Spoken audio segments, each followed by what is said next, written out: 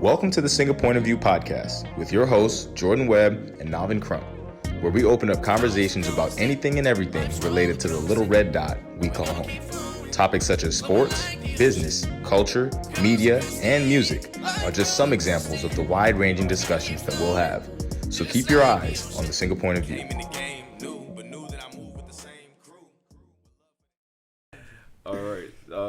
Well, I guess we can get it going. However we want to start it. We appreciate the one and only Thomas Beattie for being our first guest. Appreciate you guys having me on. Yeah, one of our closest friends. Yeah, one of my best friends. Mm-hmm. Right. Undoubtedly. I mean, serial entrepreneur, Renaissance man, former footballer, but you never really lose the skills in that. We saw that recently in one of your videos. Right? For a defensive midfielder at that too. He was locking Jordan up back in those days. No slide tackles, that was a judge.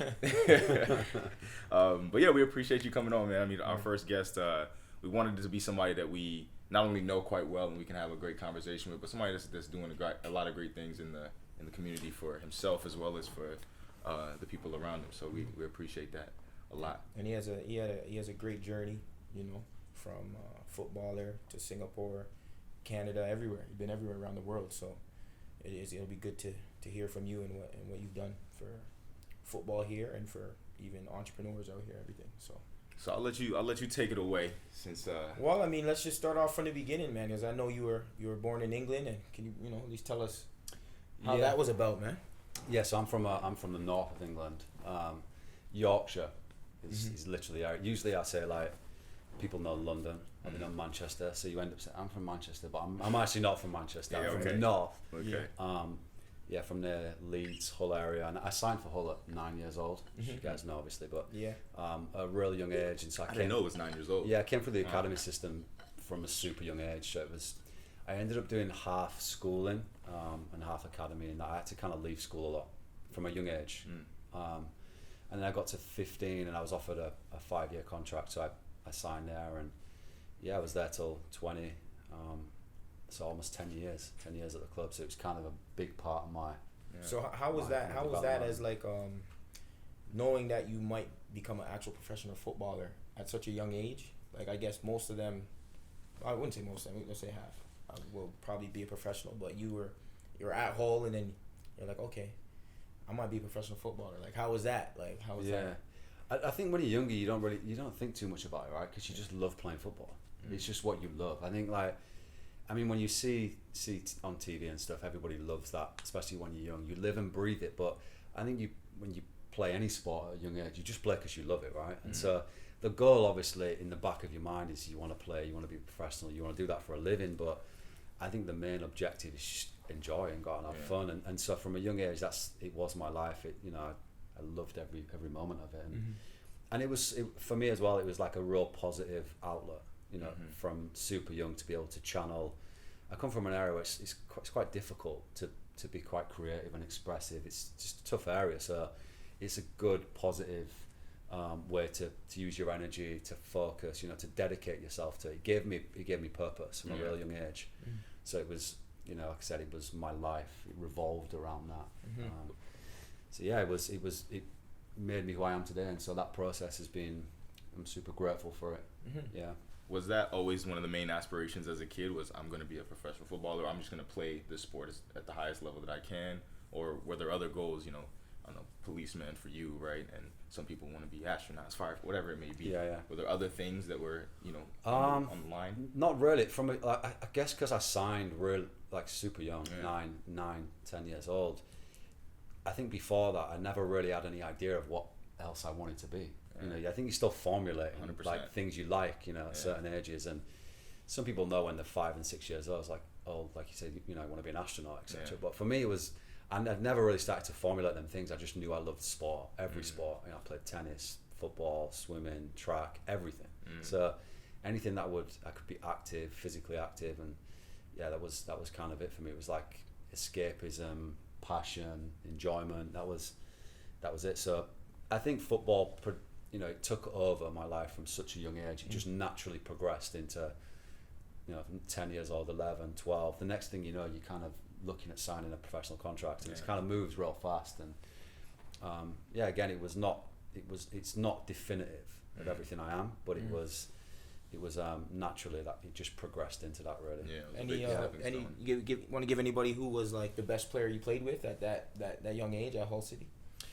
Coming through, there's a player called Nick Barmby.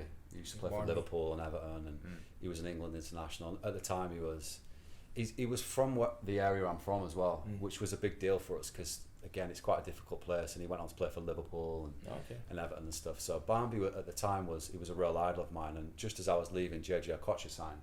Oh, who was obviously he's one of the goats. One of the goats African players. Yeah. So it was again that was a big deal when JJ came, because I used to watch YouTube videos of him like for hours, just sitting. Like similar to how you would do with Neymar now. JJ was like one of them first. Yeah. He was one of the first real icons who started to be different with the ball. He was almost dancing. Like a Ronaldinho type. Yeah. Okay, I might need to check him out. JJ Okocha. Amazing. He played for Bolton and Bolton, he played for PSG and they say he's so good they named him twice. JJ Okocha. So it actually feeds into one of my questions I had for you. When you were growing up, I know for both of us, we've kind of discussed it in our first episode about who was major role models for us, not necessarily needing it to be in your sport, but just for how you wanted to be as a man, as a person, as an individual. Yeah. Did anybody stick out to you, and then what kind of qualities did those people have that you said you wanted to adopt? I to be honest, I took like inspiration from. I think most people will take it from like one individual. I really took like inspiration from like many areas. Like music was a big thing for me. My family's very musical, and it was all like, again, it's kind of that escapism.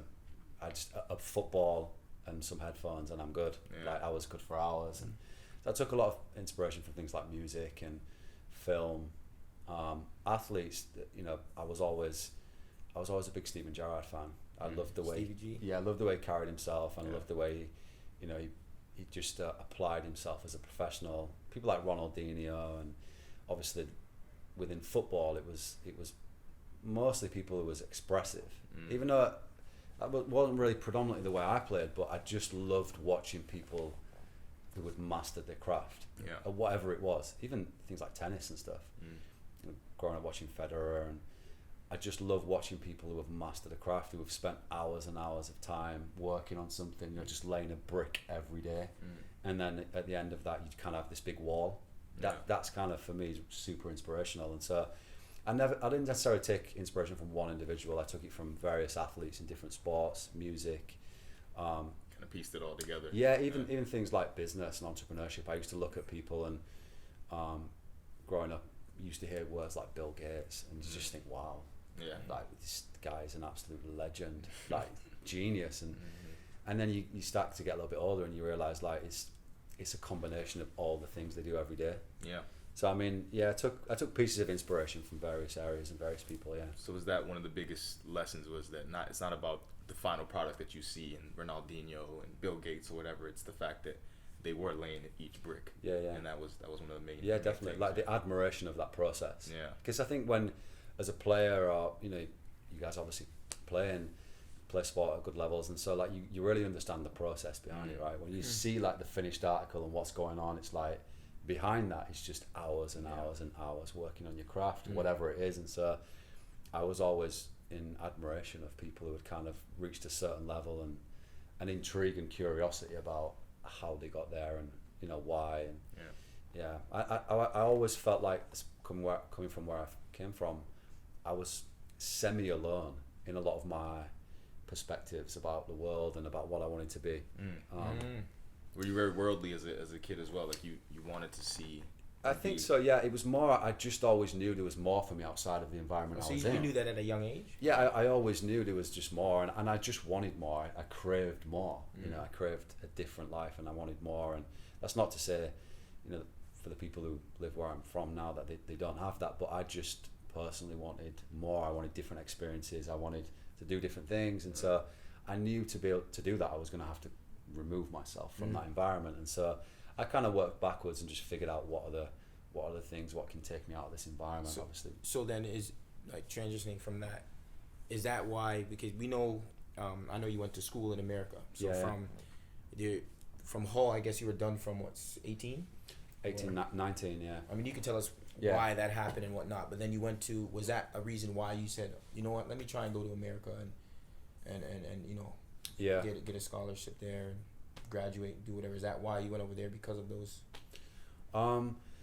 Yeah, I'd been there like 10 years, and it was kind of, Hull had progressed. There was coming up to the Premier League, and they were signing, you know, players on big salaries, and so the situation had changed at my club. They'd gone through a lot of managers. Peter Taylor was there, and he was the England under-21 manager at the time, and I'd almost fallen out of love with the game a little bit. It was just, I'd been there for so long, and it was all I knew. But I think it had become unhealthy in that I needed a fresh challenge. It become so mundane and monotonous that it was repetitive. And I think I'm the type of person, I think I excel in new environments. I like to try and impose myself and prove myself to myself and other people, right? So when you're around the same people constantly, I think that comfortability can be, that comfort zone can be quite complacent. Yeah, complacent, right? It became that for me a little bit. But also there was things I was trying to maneuver around in terms of, do I really fit in here? Is this, you know, in physically, mentally, am I supposed to be in this environment? So it was a growing period for me personally. Okay. And so I left the club, and I needed a new fresh challenge, and my grades was always good at school, and I quite enjoy studying. I like learning. I like just kind of the feeling of, I've done something productive, I've learned something today, I've been better at something. So I was always okay with learning. My grades, like I said, was very good coming out of school. So someone came to me from the club, and they said, you can go on loan at other clubs in England. You can go overseas. You can stay for another year. I still had a year on my contract, but I'd kind of voiced to them I wanted to leave. And so you didn't sign a professional contract yet, or was it just a youth? I'd signed a youth professional, I still had another year to run on my contract. Okay, because I know, like, when you go to America, you have to be an amateur, right? Yeah. Yeah. So this was a real grey area. I don't know if I'm messing something up, but what's you know what I mean? You have to cut this bit out. Yeah, you're technically supposed to be an amateur, right? So I guess that's subjective. I mean, if you paint every day, you're a painter, right? Yeah. I mean, profession is. If you get, the rules are if it's payment, right? I think, is it for amateur status in America? Yeah. Which I think is changing now. I don't know if you guys have heard. I think you now make money off your name and your likeness. Only in certain states, or. I think that I think they're getting to the point where it's going to be nationwide, like they're working on that. But I at think this moment, it's only certain. It's state by state right now. January 21 is when they make the announcement, apparently. Oh, okay. But yeah, you can. So, but at the time, that wasn't the case, obviously, right? As you guys know, so it was a bit of a grey area. But I went on to play there in America. I went to school there, and it was an amazing experience for me. South Carolina. Yeah, it was. I mean, people ask me now. They're like, "You went to South Carolina for 4 years," and I'm like, "Yeah, I loved it." But what a change! It was different. Yeah, it was different. What a change.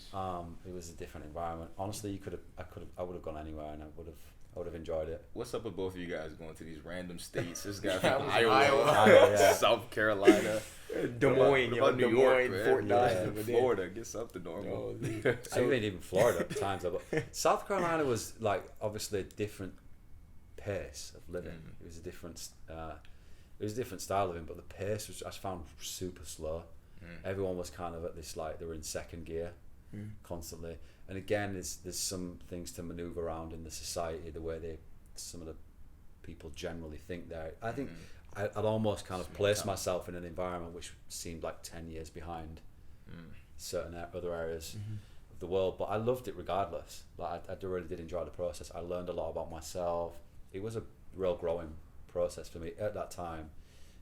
Again, you know, at the age of 20, 21, I think you're really starting to formulate who you are and develop, you know, your personality traits, your characteristics. I think you're really starting to solidify, like, who you are at that point and what you want. And so it allowed me, outside of the space and the environment I was in England, to kind of just be a little bit more freer and kind of learn more about myself and embrace myself, and as an athlete and as an individual, you know. So it was I loved that process. I recommend it to a lot of people. I know for some people it's not as it's not as enjoyable, and maybe don't like studying or whatever. But You're looking at me. The cat's out the bag, man. You said you didn't go to school. Yeah. Like what? You said you play hooky all the time. Yeah. What was I gonna? That maths though, jeez. And maths in America. Yeah, I'm math, whatever you guys call it. Yeah, math. Yeah. That was mathematics. We come from. It's literally the basics, like 2 + 2. We went over there, and it was the first year. Square roots. You have college algebra 101, and I was like, nah. Is this for you, I Ray? need some help. But how was the transition? Not the transition. How was the level in terms of football when you went from, obviously you're at Hull City and obviously over there's top notch, and then you went over there? Was it easy for you to play football? And yeah, I think I was real surprised. I hear you got into the Hall of Fame. I think that was recently. That must have been the Hall of Fame. Amazing. Yeah, that was I think last year. It was recently. Mm-hmm. It was great. I was really surprised. I mean, the school I was at was it was a private school, so there was a lot of players like myself who played at a certain level and was playing there, and they were from good backgrounds from all over the world, and so the standard was good. There was a lot of hunger to still kind of go on and play again, and so I really enjoyed that environment. I built some lifelong friends there, and yeah, I really liked the approach to the day. You know, like it was school, and then you'd be in the gym, and then you do class again, then you'd eat together, and then you'd go out and train on the field for a few hours, ice bath, massage, back in the gym, you know, study hall. It was like packed, but I loved it. Just being busy was just, I love that. So I really enjoyed that application and dedication to it. It was super intense. You know, obviously being a full-time athlete and a full-time student, he's fairly intense, right? Yeah. But I really did enjoy that process, and like I said, I recommend it to anyone. I really figured some stuff out. Who was doing your math homework, man? You said who was doing your math? I don't want to name some names, but yeah, I definitely will say there was times when I may or may not have done some of the maths. Yeah, I was gonna say, guaranteed.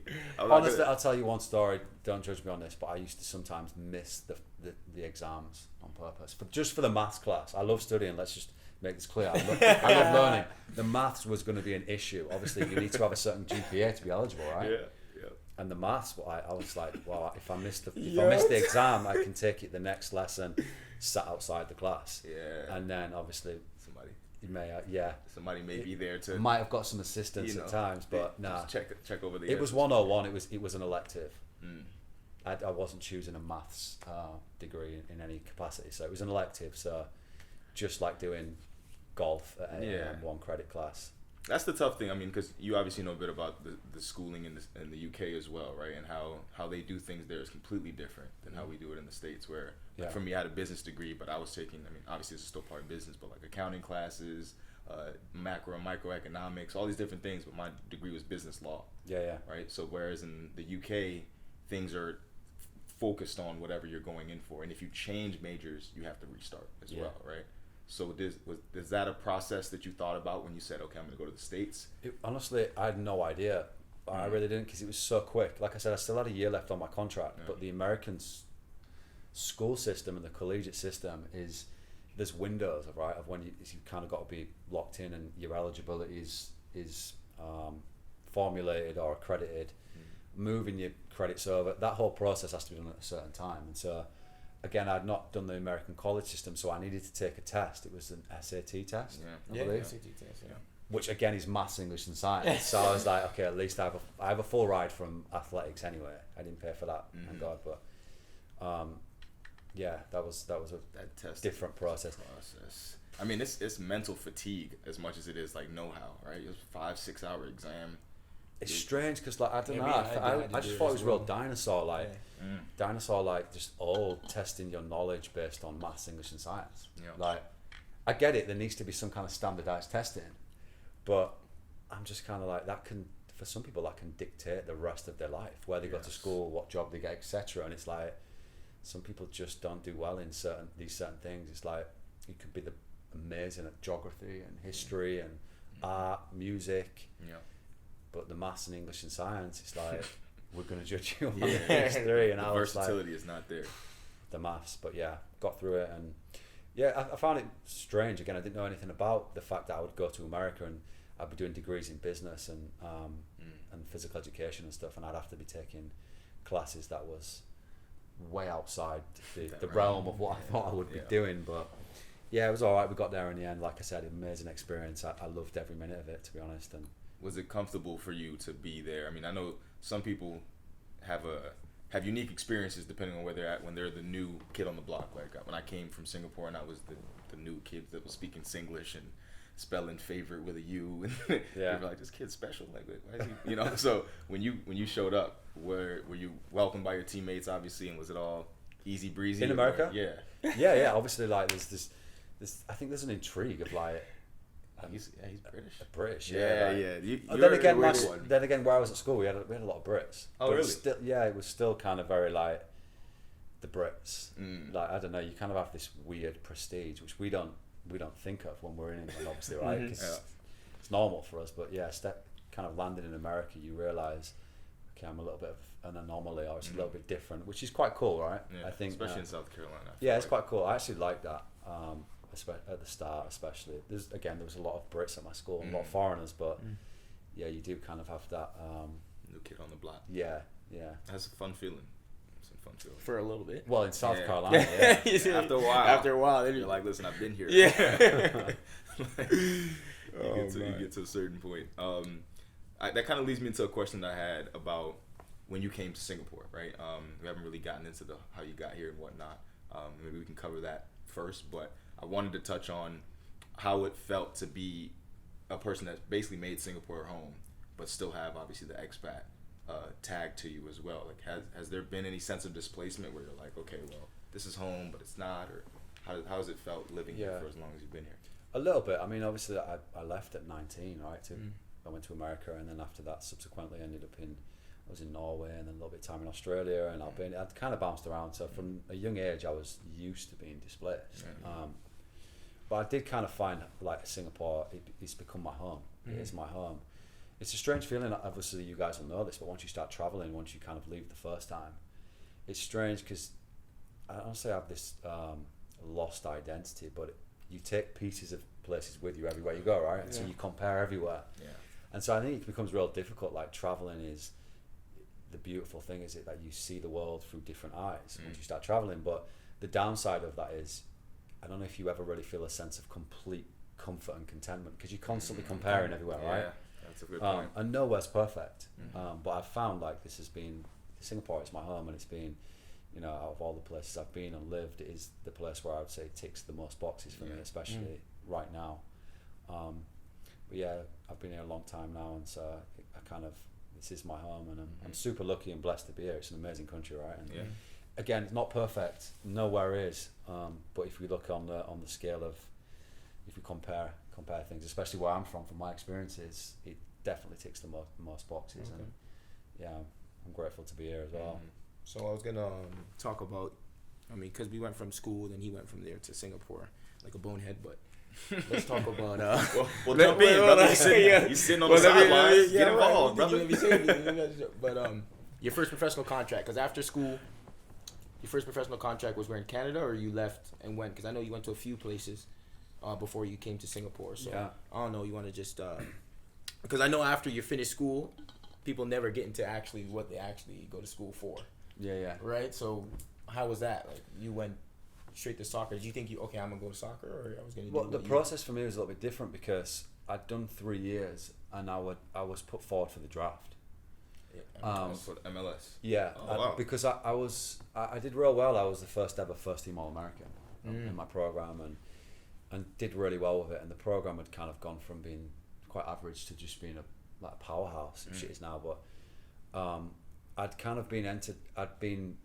It'd been talked that I was going to be entered into this, and so I had to decide at the time whether I signed with an agent, I stay in America, or I leave and go back to Europe. And I think it was, you'll know what this is like, John, when you're playing in the States or you're at school there, the goal of everyone is to go to Europe. And so I was almost semi-brainwashed in this, I'm going to finish and I'm going to go back to Europe. Yeah, okay. But in all honesty, like, I went back to Europe and I was like, this is not really what I wanted. I left it for a reason. And so then I was like, I wanted to actually go back to America, and it was difficult for me to re-enter because I'd left on the student visa, which was a one-time entry. Oh, So when I was supposed to re-enter the country, I couldn't get back in.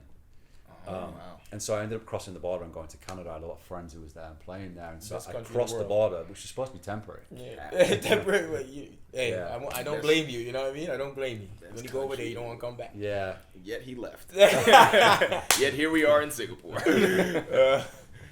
yeah. So that was I stayed in Canada for a little bit, and I've got family there and stuff as well. And like I said, I knew a few coaches and friends there, and so I just wanted to kind of wait that process out. And my agent at the time was trying to negotiate something in America for me to go back. And at that point, obviously, everyone had been drafted. Clubs had already kind of started to establish the squads and lock them in. And so it was I was almost chasing it at that point. So that year for me was I'd kind of accepted it was going to be a write-off, and I felt comfortable where I was, and so I thought I'll stay there for the year, and I stayed in Canada, and then ended up going to Ottawa Fury. And that was the first professional Yeah, contract. well, Wow. so they was becoming a new franchise in the NASL. Yeah. And the owner, John Pugh, is actually English. He's been in Canada. He'd been there in Ottawa for a long time, and he actually did really well, I believe, in the first ever internet boom in like 1970. I think he was. Like, he was one of the first people who, don't quote me on the 1970 thing, but he was one of the first people to actually, I think, build a website or like do something with the internet. And so he did really well in that. He subsequently bought the franchise, which was linked to the hockey team in Ottawa. Is it the Royals? The Senators? All those Senators. Senators, yeah. And the baseball, or the football team.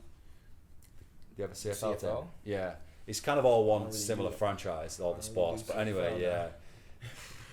Yeah, I ended up staying there and had a real cool time there. I loved it. It was just kind of getting to that point at the end of the season where it was starting to get freezing. And I was like, I don't know how you guys do this. that It's cold, proper cold. I mean, England's cold, but that was Baltic. Yeah. You said Baltic. Like fingers hurting. It's in your bones. And You can't hide from it. ears, just it was cold. It was rough.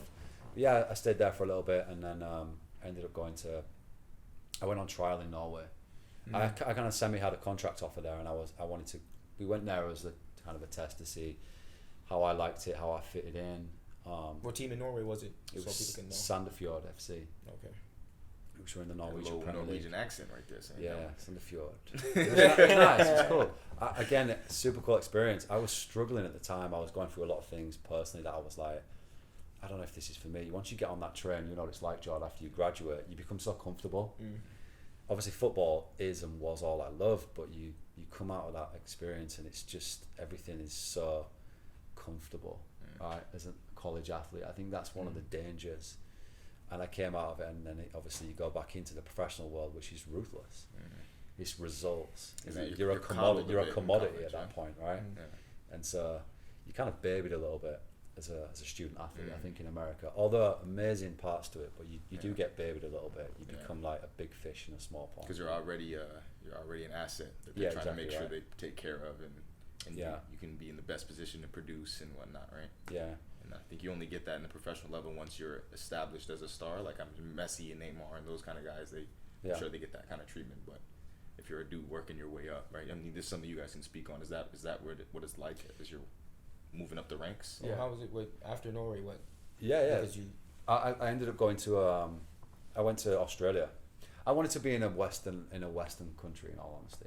I wanted to I felt having that comfort of similar home comfort and culture and language even. So I went there, and then I got the offer in Singapore to come over here, and so I ended up coming from Australia to here to sign. So you went from, what team in Australia were you? I was training with Perth. Oh, Perth Glory. But I'd been there like 2 months. And so at the time I was like, am I going to sign here? Am I going to stay? Am I not going to stay? It was still kind of up in the air and very volatile. And so when I had the offer to come here, I just came straight away. And the idea at the time, obviously, I knew certain people who was playing here, like John Wilkinson and stuff. And I knew of obviously Dan Bennett and stuff. And I knew obviously they was being nationalised, and I was still at an age where I thought that was something I would be interested in.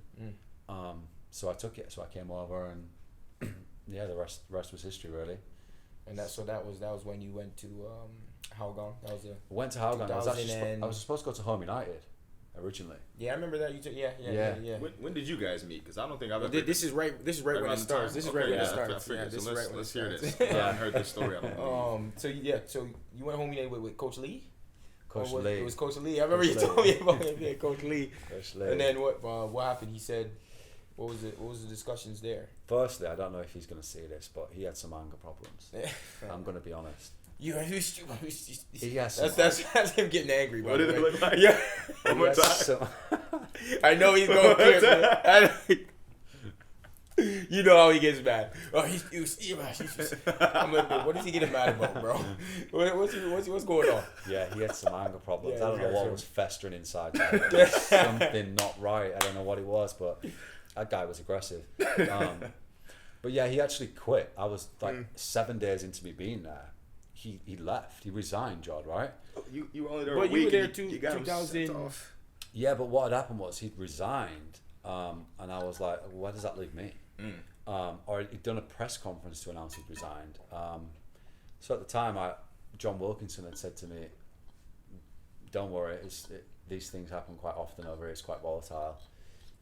You come stay with me for a couple of weeks and things will kind of work themselves out. And So wait, you came here and then you went there first. I went to Home United. 2000. The end of 2012. End of 2012. Or 13. 12. Because I believe that's when 12. I went over there. Because I left Hougang, then you went to Hougang, and I went to Home United. So my first actual year, so I didn't end up signing with Home. I signed 2 weeks later for Hougang with Alex Weaver. Yes, and that's where I was gonna get into. And I think Alex that was Weaver. when you just leave to I go left to Home Hougang. United? Yeah, I left Hougang to go to Home United with, which is now Lion City Sailors. Yeah. To Coach Lee. That's what I was saying when he resigned. I don't know if he. Yeah, it was literally like we kind of did a swap, right? Yeah. And then that's where we kind of. No, we still didn't meet then, did we? Well, it wasn't until because obviously Jerome was there. our teammate. Yeah, so this is how we. This is how we. And that's when I remember you guys being around. How we met. Jerome was on Hougang. You were on Tanjong. No, right? I was at Hougang, and then I was supposed to be at Home, then Hougang, and then went to Warriors. Yeah. But we had Jerome, which was one of Jordan's friends, who's Canadian, who was at Oh, Hougang. Jerome Baker. Yeah, so obviously Bucket man. spent a lot of time with Jerome. Well, obviously that's how we met Jord, and obviously was new of Jordan. He'd already done super well, and I was at Hougang, so everybody was speaking of Jordan daily. You know, Bassi Hamid and Sobri. I love Bassi. What were they saying? What were some of the things they say? Oh, come Just on, don't probably making fun of me. Don't blow his head up though. They'll probably making fun of me because I think they're all close. Honestly, saying good things about him because I think they had a they had a close team, right? Yeah. And You had a great year. Jordan had like integrated himself really, really well, and he was become almost a local at that point, right? All his friends were local, all the local boys loved him, and so. I tell him he looks Malay all the time, so that might have been the I can start. see why. Right. Probably the best looking Malay you've met. Anyway. So I wanted to ask you about Alex Weaver though. So how did he improve your game? Like, cause I know he's such a great coach, and his knowledge of the game is incredible.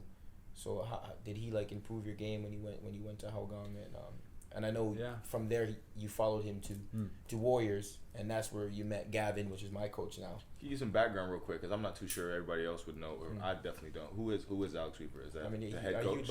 That's the head coach. Yeah, Okay. he was the head coach. He was the head coach at Hougang at the time. Yeah, he was great with me. Honestly, you know, I have a lot to thank him for actually, because at that time again, I didn't know whether I'd end up staying in Singapore, and so I signed with Hougang with Alex, and it's quite a tough year. It was quite a tough year. He got fired again after I think 6 games at Hougang. I think we had like 2 wins, 2 draws, and 2 losses, and he was fired.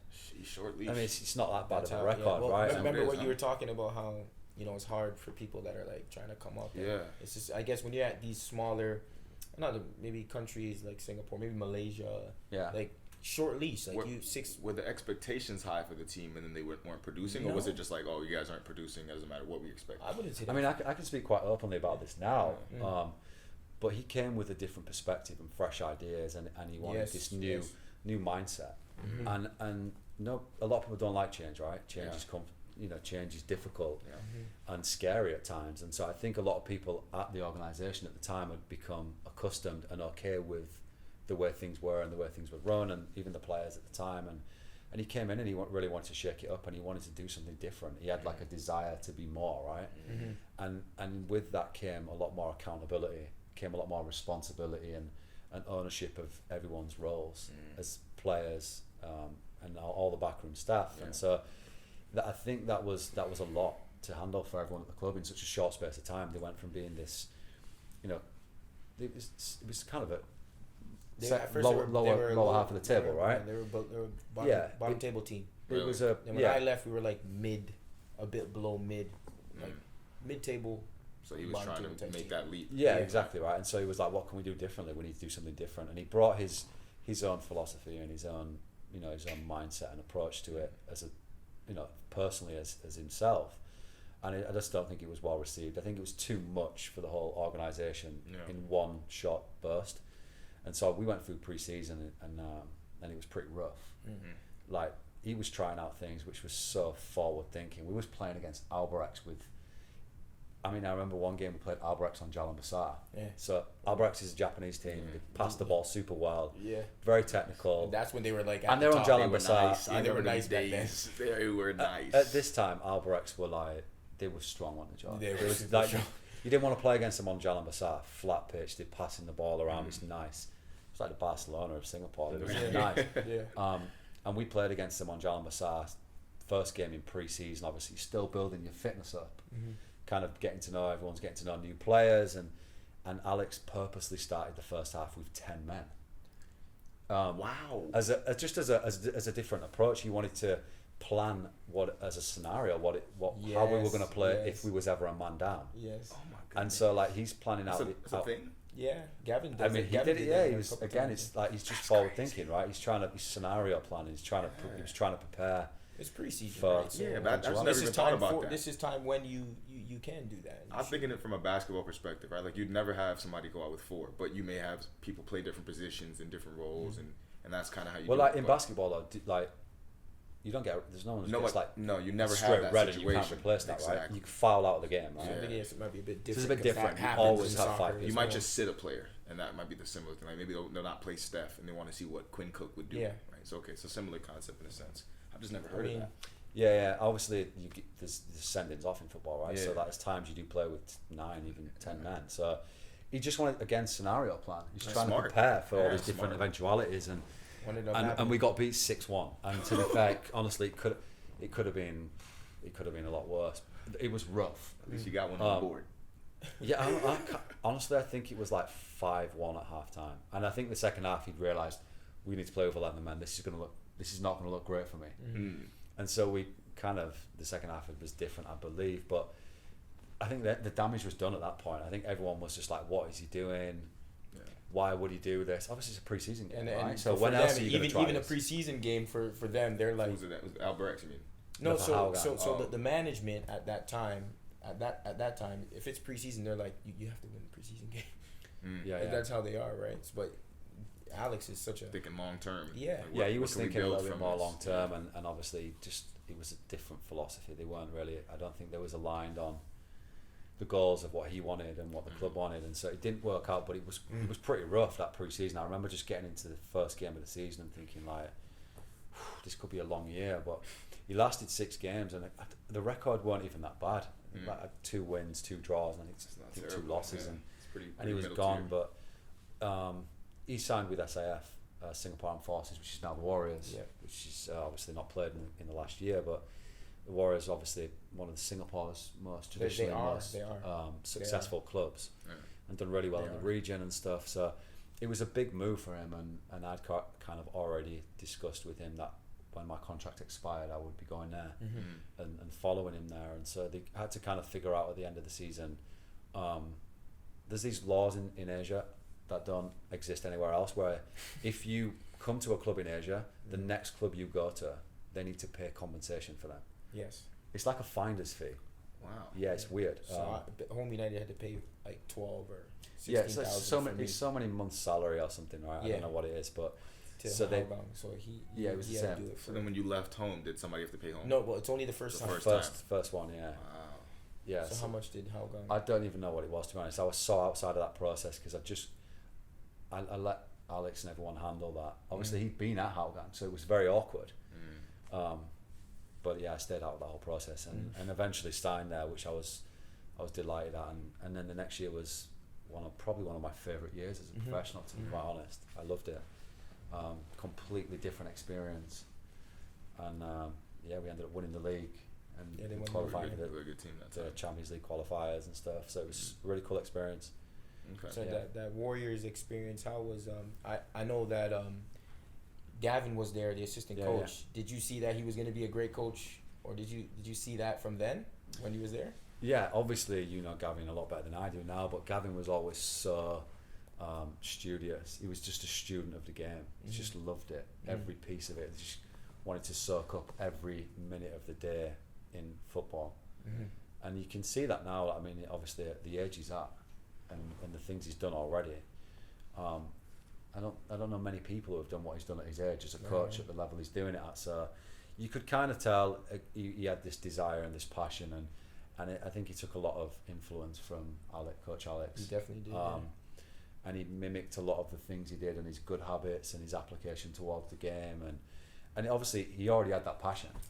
So it was about kind of implementing the know-how. Yeah, the know-how and the tertiary skills and the development to kind of grow that, which obviously he's growing now and improving and growing all the time. He's still young, right? But I had a good experience with Gavin. So I don't want to skip too fast forward, but let me know if there's something you wanted to touch in between this. But so you just joined the Warriors at this point, right? And you won the league. And then was it that next year that we had met and we had all been? Yeah, and that was when all that happened, right? Yeah. So right after this win in the league, you want to walk us through how that next season started, and then maybe how it got to that point where we got as close as we got, right? Yeah. So towards the next year, obviously we'd qualified for the Champions League and the AFC and stuff, and so the start of that year was super exciting. Playing in the Champions League qualifiers and was a real cool experience. Like I loved that first half of the season, was brilliant, and we was doing real well in the league as well. But at that time, Nico Velez was on fire, but he had offers from all over, and I think he'd already decided he was going to be leaving, and it started to kind of go down a little bit from there mid-season. So it weren't quite the same experience, but at the same time, I loved parts of it. Amazing experiences in that year. And then towards the end of that year, I had an injury. I broke my skull and my eye sockets and my cheek and my nose, and the whole thing was car crash.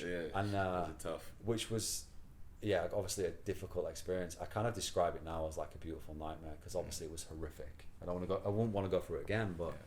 At the same time, there was a lot of, looking back now, there's a lot of positives and amazing things what came out of that. I guess at the time, obviously you don't realise that and you don't think that it's the last thing on your mind, right? But it was that blinking light. Yeah, I remember. And obviously you two was both really instrumental in that process for me, because I was obviously struggling and I was going through surgery every day. I'm struggling, Jordan. I'm struggling. On the struggle bus. So to let everybody know, there was a time period where I was in NS. So during the week I'd be in camp, but then weekends I'd come back and Jordan opened his home out to me, and I was staying with him when he was playing for Young Lions at the time. And how many surgeries did you have to go through? I went through like 4 in the space of 4 months on my eye socket and the top of my skull here and the nose.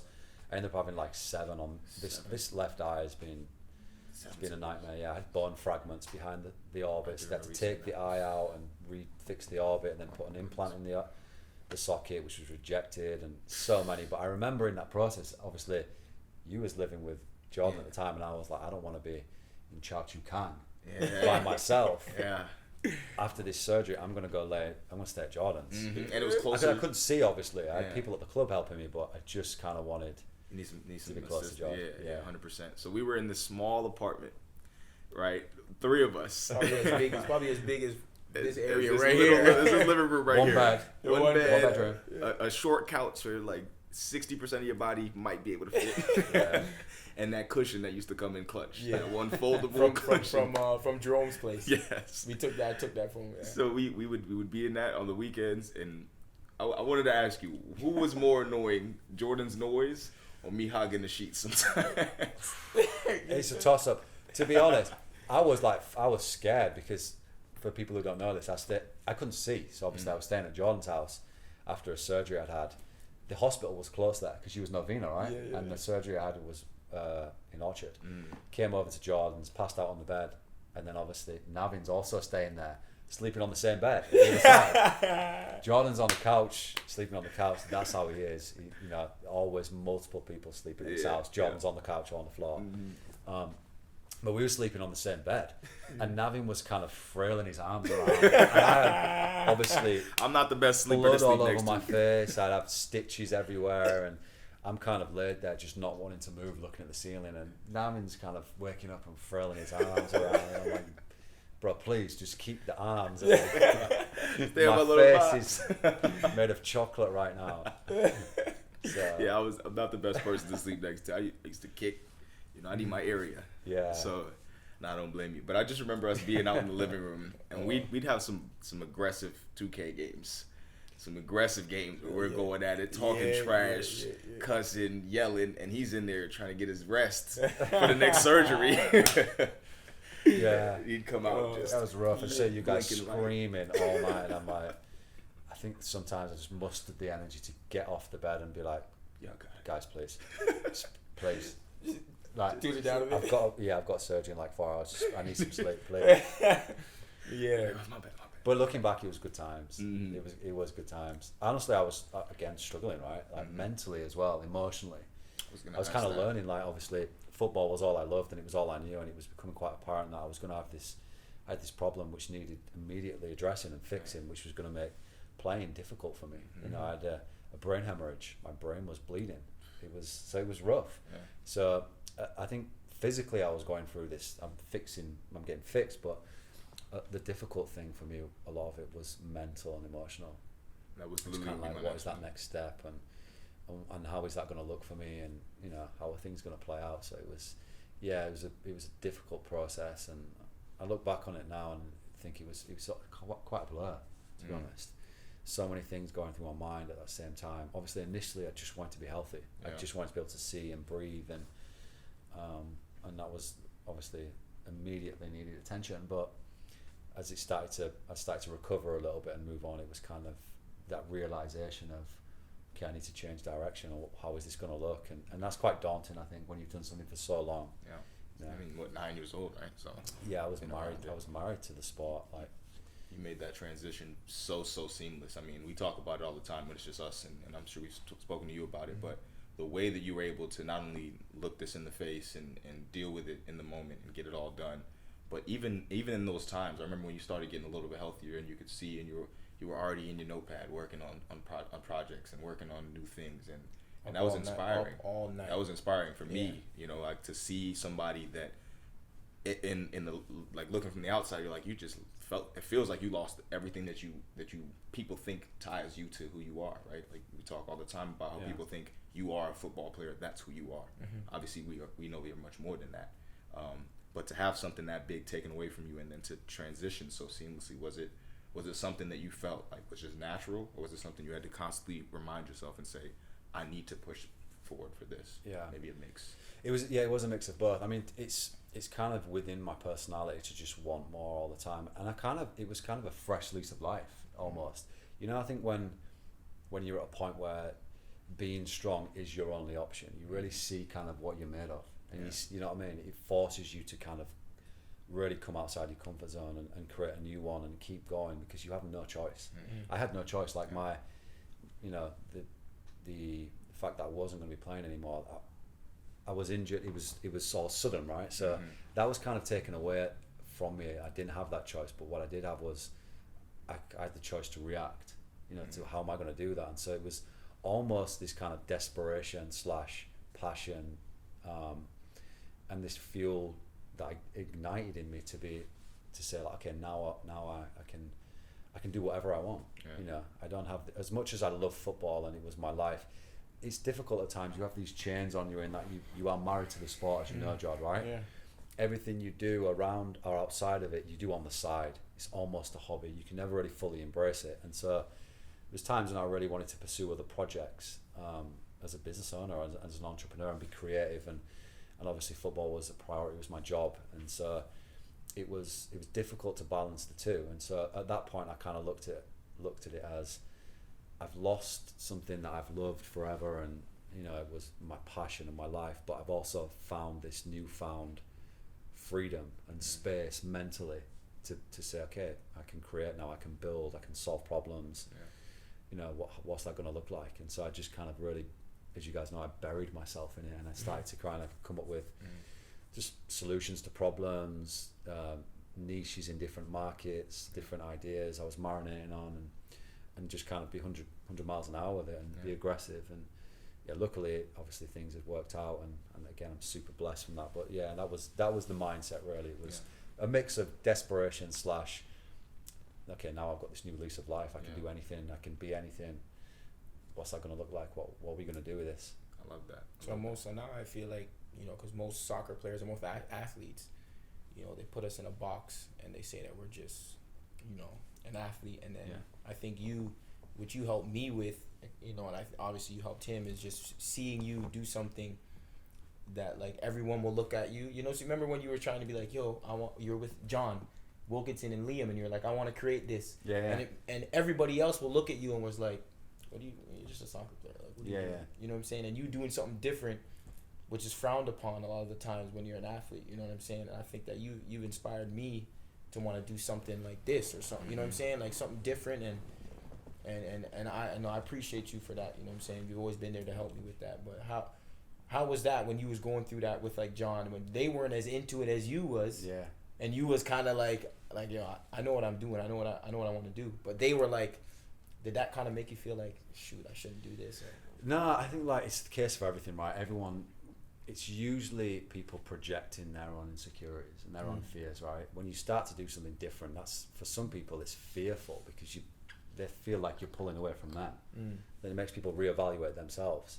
It's more of, I always knew that was more of a reflection of them, because I'd experienced it a lot when I was growing up in England, as you know, playing football from young. But I think commonly people will always say, why are you doing what are you doing, why are you doing that? And then when you do it, they'll ask you how you did it. And that's quite typical of my journey, to be quite honest. I've had that all along. Now it's different because I feel like I've semi-proved something in a way. With 12 companies. Yeah, so I don't get that same people don't have the same negativity or the same questions or prejudice around certain things, but I mean it never really affected me in that way really. I was always okay with, you know, doing my own thing, and I'm on my own journey. It's cool, you do your thing, and if you throw enough poop at the wall, something's going to stick. And that was kind of the mindset at the time. It was like, okay, I'm going to 100 miles an hour, I'm going to go into all this, and whatever anybody thinks about that is it's not my business. You know, When you were deciding, because I watched a couple of your interviews, and you were talking about OV, and you were explaining how you came up with that idea, and maybe you can touch on that, but just on the grand scale of things, is that usually how you follow up with figuring out what you want to do as a business opportunity? Is it the sense of need in your own life, or is it a sense of need you see for other people, or how do you usually find a new business opportunity that you think is worthwhile? It's different every time, because I think now we're in a position where we can kind of look objectively from the outside and be a bit more analytical. At the start, it was just a passion to create and to solve problems if possible. Whereas now it's just it's a little bit more structured and a little bit more pragmatic, and we use data. You know, I've learned a lot in this process over the last 4 or 5 years outside of football. You know, I was quite raw as an entrepreneur, or you know, I was quite raw with that whole process. I was just kind of figuring it out. So I made a lot of mistakes, which was, you know, costly time wise and money, you know, financially. But now it's a little bit more different. I invest in companies, in startups, in young founders who are doing amazing things. I co-found companies alongside other people who I think would be a good dynamic and a good pair, and then found companies. So there's 3 real different approaches. Usually if I found a company, it will always be with a co-founder. I prefer that team environment, and so it's mostly a co-founded thing. And again, we invest into things which I'm quite passive with on some of them. Get updates monthly, and we add value where and when we can, but it's a different process for each one now. And again, we use a lot of data to determine some of the the outcomes pre getting Less involved in these risky things. as well. Yeah. So there's been a lot of learning in that, and the last few years has been a super cool experience. And again, it just is a different process every time. Did you feel like you took a lot of what you did as a soccer player into the business world, or is it completely separate and completely different? Because I think what we talked about was a lot of people watching this may be playing a sport, maybe wanting to, or maybe just doing something else and want to segue into the way that you've been able to do. And I think a lot of the times, because it's something new, as you said, change, we feel like maybe we're not well equipped to do it. We feel like we can't really bring things along with us from other realms. And maybe you can speak on that for somebody that's done something that, as you said, it's taboo to be a footballer and then be as great as you are, and not only try but excel. Do those tie together in any way? Yeah, definitely. I mean, this is something I talk about a lot, and I speak to Jord about this a lot as well, in that there are so many characteristic similarities, personality traits between athletes and successful business owners. You know, the lessons you learn as an athlete, they put you in good stead for so many things you do outside of sport. You know, in business, I think most successful people who own businesses, they work well on teams, they're dedicated, they're hardworking, they sacrifice, they have perseverance. These are all characteristic traits of an athlete, right? So the things you learn as an athlete, they have so much synergy with, you know, many other areas outside of sport. They teach you life lessons about who you are as an individual, how to interact with different people. As an athlete, you learn some people need to kick up the arse, right? And some people need an arm around them. Everyone reacts differently, and so you start to learn how to manage different people, how to interact with people. And again, characteristic traits you learn about yourself. You learn about, you know, what is necessary to be a successful athlete. Similarly, is needed to be successful as an entrepreneur or a business owner. So I take a lot of lessons I learned as an athlete, and honestly, it kind of shaped me into who I am today. Wow. Yeah, I would say the majority of who I am and the way I approach business and building relationships with teams and co-founders and investors, it's all lessons I learned as an athlete. Yeah. Okay. Yeah. I mean, Jordan, how did you feel about, you know, the process of when you're saying, okay, I'm gonna, you know, play for however many years, and then I want to segue into something else? Is that something that was worrisome to you? Like, obviously, eventually, when you're done playing, you're gonna want to do other things, right? Is that something you've thought about? And if so, how does it feel as somebody that's still playing? You know, obviously, he's in the latter process of that. What does it feel like for somebody that's still on the way to making that leap eventually? Well, I mean, for me, I was, you know, since you already know I like to help people, so I mean, I guess last year is when I definitely got in, like when I was helping the kids going to schools, and because I know what I've been through growing up, so I think as soon as I started doing that more and seeing kids' responses, I was like, yo, this is something that I want to do after I'm done football. You know what I'm saying? And that's where I was like, you know what? I am kind of an athlete, and I know all the stuff that's happening back home with policemen. I was like, why don't I be someone trying to be a policeman and help people in that way? You know how someone will say, oh, it's like a black person going into the police force. Like, I can't change anything, right? But like, I'm like, why not? Why not try? Why is it that, okay, if it's never gonna happen, why can't I be someone to try and do that? Yeah. You know what I'm saying? And that's something that, because of last year helping those kids and seeing responses like that, I was like, why don't I try and do that as a police officer and try and help people? And that's how it came to my mind. You know what I'm saying? Out of what was the next question? So I mean, that was basically it. Like, just how did you feel about moving forward with that? Is that something you've constantly thought about? And obviously it is. Like, it's something that you've built off of how you feel now and what you want to do, and then I think that's kind of my traits. I mean, I've always been that, to even from helping Tom. Like, he never felt it when you asked me, Jordan, can I say it? Like, it was never 100%. Like, he's one of my friends. It's like my house is your house now. Yeah. You know what I'm saying? And I know you've never felt like like uncomfortable when you were there. Never. You know what I'm saying? It's like, I'm cool. Same with you or whoever it was, right? Like, that's the type of person I am. So I feel like me doing this is something that, you know what I'm saying, that I'll be able to thrive at. You know I agree. I think that's a major characteristic of you is not only just helping, but finding ways to give more than even people expect to receive, which is rare, because I think a lot of people are takers, right? They can't wait to get more, but even especially now, it's the world is ruthless now, right? And it's hard to find individuals who are just genuine and care and just honest. Like one thing, like for you, I always remember, like every time I go to Jordan's house, there'd be like 3 different people who was living there. They just didn't have anywhere to stay. Yeah. And so Jordan would be like, I just met this guy this week, and he's got nowhere to stay, and so he's gonna stay here in this crevice This like, week. It's like a bed. You can have my bed. Like there was 3 people already on the bed. Where are they gonna stay? And he's just down there on the floor. It's like There's a ledge. yeah, It's it's like a crevice on the floor. Crazy. It's just anywhere people piled up, and it was like, as much as I used to look at it and be like, wow, this is insane, but then I used to kind of go home and be like, Jordan would be sleeping on the couch or on literally like a cushion that was placed on the floor with like a towel or something like yeah, that definitely sums you up. That's your MO, and that's kind of, I think, helping or finding purpose in something bigger than yourself is obviously something that's going to be quite profound in the rest of your journey, I would assume. What people don't realize is Jordan, even when nobody's there, sleeps on the floor with a couch pillow and a towel. He's a slum baby. Crazy.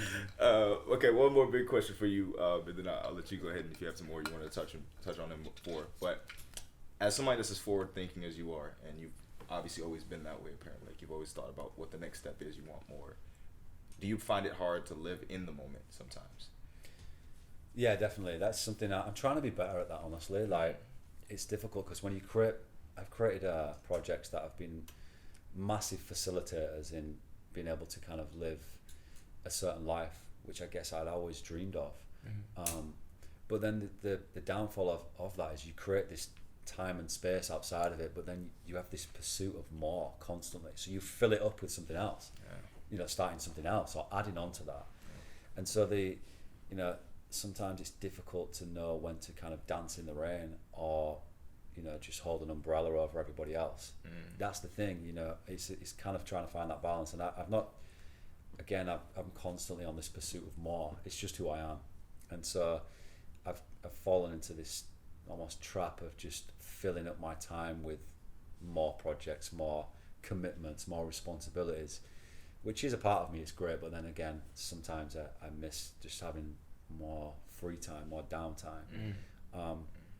But yeah, living in the moment is something I'm trying to do a lot more of. Obviously, in this moment in time, in the middle of the world pandemic, I had a lot more time to kind of sit back and think, and then what are the things what are more important? Because when you kind of there's no chance of doing any of the things you once used to do. You appreciate them a little bit more, right? And so it's been a big learning process for me, I think, this last few months of kind of realizing what is important, what are the things I value the most, what do I want to free my time up to spend more time doing.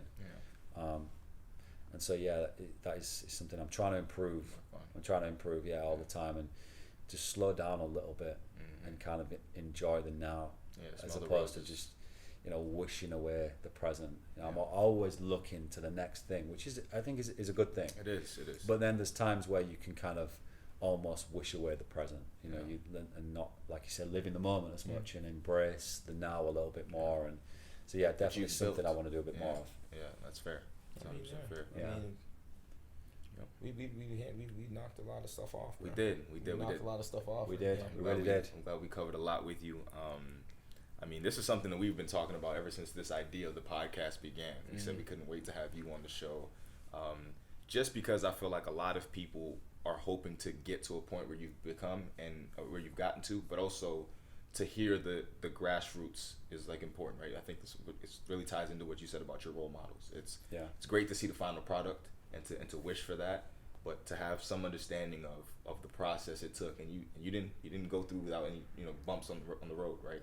You had something that I think 99% of the world would never go through to get you to this point. And I think that we knew that being there during that time period, and then obviously knowing a little bit about your history, it was important for us to make sure that other people could get to see that and get some inspiration from that as well. You can speak on how you felt about bringing him on, and because you guys have a much closer relationship as well. You guys have been tight for a long while. Yeah, I mean, me and Tom, we've been friends for we go way back though. Yeah, we go way back, man, and it was an unlikely duo, wasn't it, Gerald, at the time?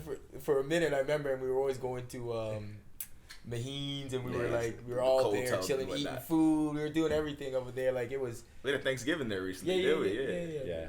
So like, I don't know. I feel like a lot of for me and the athletes, especially out here, even foreigners that come out here can maybe venture into business, and them hearing your story, will definitely maybe spark an idea for them. You know what I'm saying? And because you've done a lot, man. Not just for the footballers out here, for foreigners that want to come out here as well, man. I think everyone deserves or will want to hear about your story and what you've done, man. And we appreciate you coming on to this Single Point of View podcast.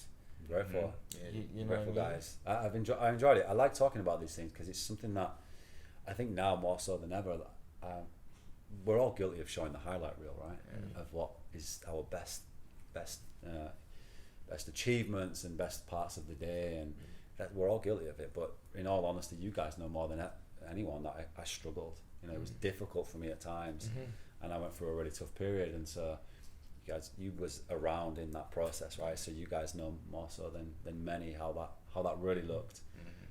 So it's kind of cool to come back full circle and sit with you guys and talk about that process. We don't really talk about it much now. Yeah, right? but especially from going back from look how far you've gotten into the point where like everyone has. It's been what, like 6 years since that time? 5-6 years now. So it's kind of moved quite fast for me. But again, I was so lucky to be able to meet some amazing people in Singapore. Different ethnicities, different cultures, different ages, different backgrounds, just different. And I was, I soaked up a lot of that, and kind of just started adding notches to my belt in terms of my knowledge, my experience, my learning.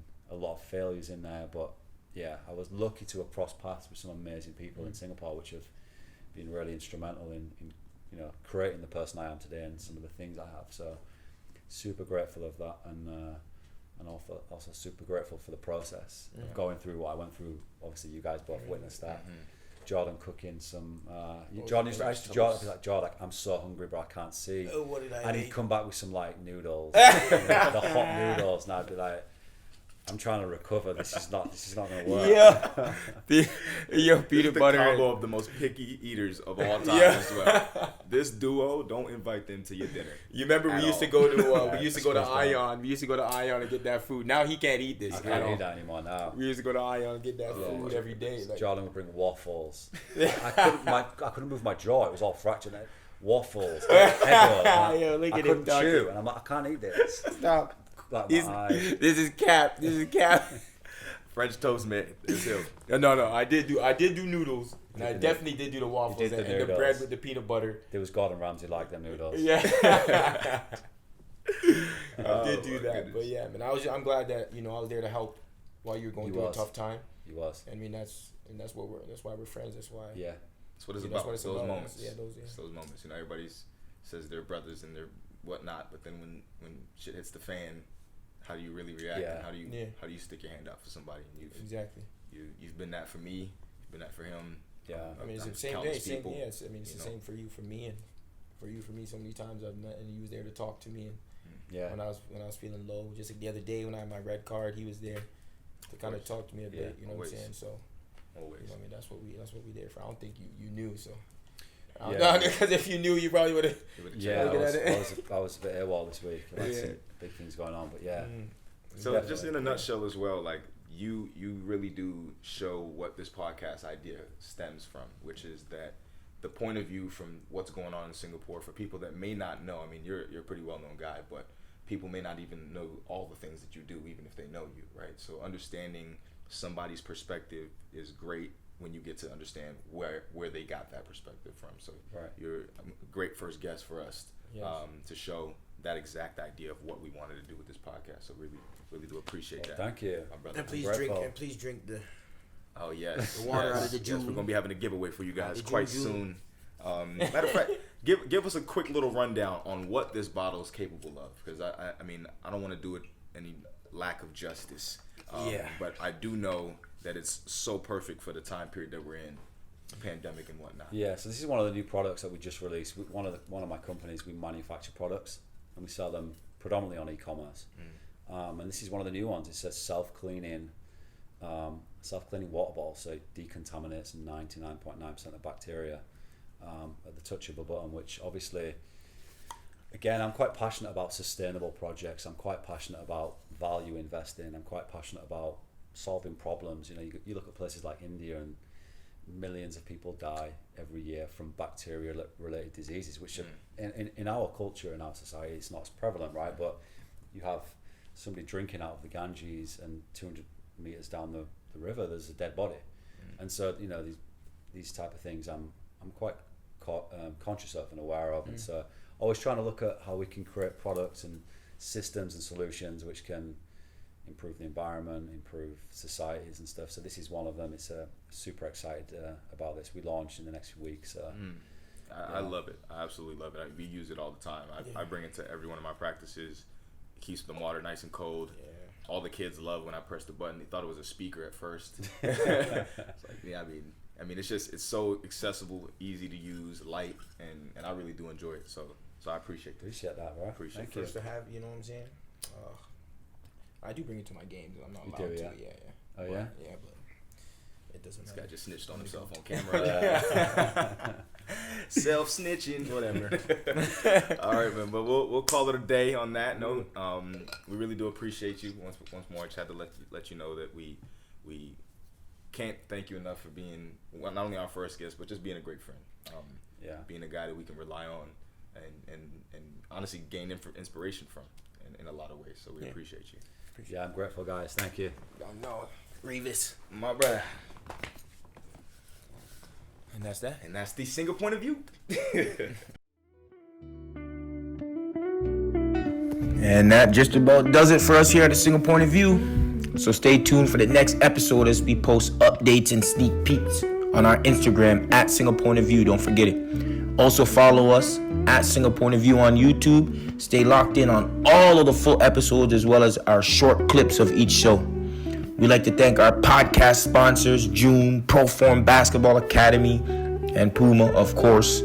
Also, special shout out to the media manager, Sana, to our logo artist, Alicia Webb, and our advisor / assistant executive producer, Donovan Lang. Peace!